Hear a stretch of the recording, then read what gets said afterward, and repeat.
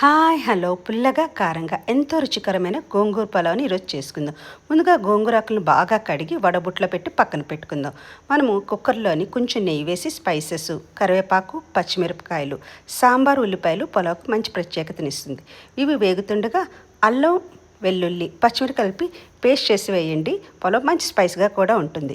చూపిస్తున్న ఈ స్పైసెస్ కూడా వేసి కొంచెం నీరు వేయడం వల్ల మాడకుండా బాగా వేగుతుంది. దాంట్లోనే సన్నగా కట్ చేసిన ఈ గోంగూర ఆకులు, పసుపు, కల్లుప్పు కూడా వేసి నూనె తేలే వరకు బాగా వేగనిద్దాం. చూసారా, ఈ రకంగా బాగా వేగాలన్నమాట.